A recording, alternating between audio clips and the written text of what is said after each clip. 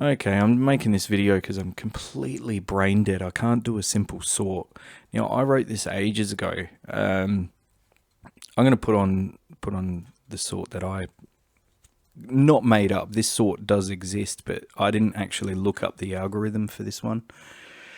I just kind of stuck a couple of different sorts together, and once I click sort, that's it. You're stuck with me because nothing else will actually register a mouse click anywhere, and Windows kind of dies. So what this video is about is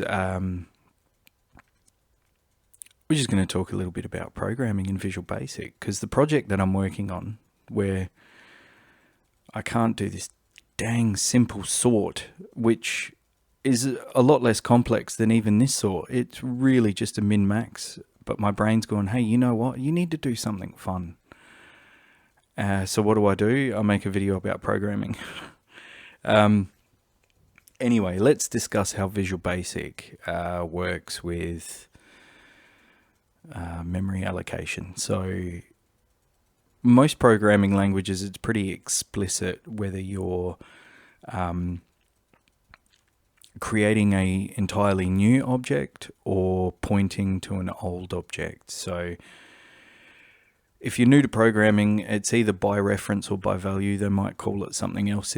Depending on the language, the terminologies are kind of different, but in Visual Basic, it's by reference, by value. Now, I'm not at all crapping on Visual Basic. I think it's great if you want to write something quickly for like an office application or something like that.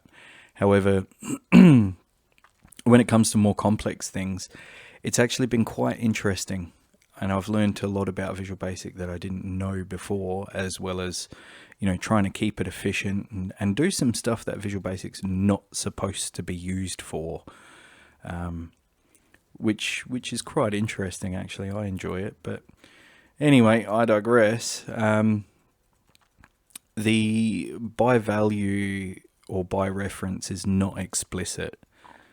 So you don't actually know in Visual Basic whether you're referring to an old object or you're creating a new object. So I went online to have a look to see if there was a way you could actually find out what subroutines or methods, depending on what programming language you're in, will actually create a copy or just pass off a reference. Sometimes it is explicit because you'll see a ByVal or ByReference in the method header, or subroutine header or function header, whatever you want to call it. But while I was looking online, someone else had the same question. They said, "How do we know?" Because I want to make a copy of an object, but the object's not being copied. And there were all these wacky ideas. And one thing I enjoy about programming is you can really see how someone's brain works. It's kind of like a diary as to the order of, unless they've, sat down and worked out a huge amount of math and made it very efficient and all that kind of stuff. You can actually see the order in which a person's brain works. It's quite an interesting thing. It's sort of a window into the mind of someone.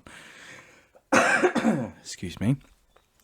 But anyway, some of these ideas were really crazy. Like, here, as you can see, we're up to an anomaly here because the coding isn't.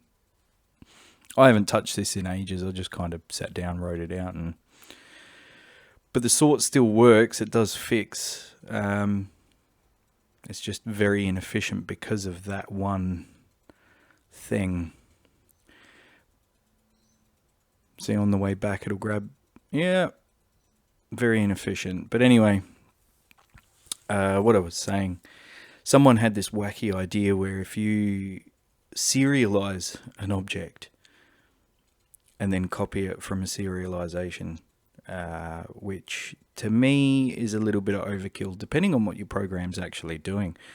It should be enough to actually call the constructor of the object itself and put a subroutine in there where it returns a copy of itself.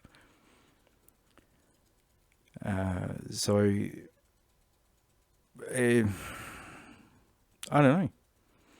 I just thought I'd share that little bit of information with you because it didn't look like anyone else kind of mentioned that. I don't know whether that's some kind of secret esoteric knowledge that you shouldn't know.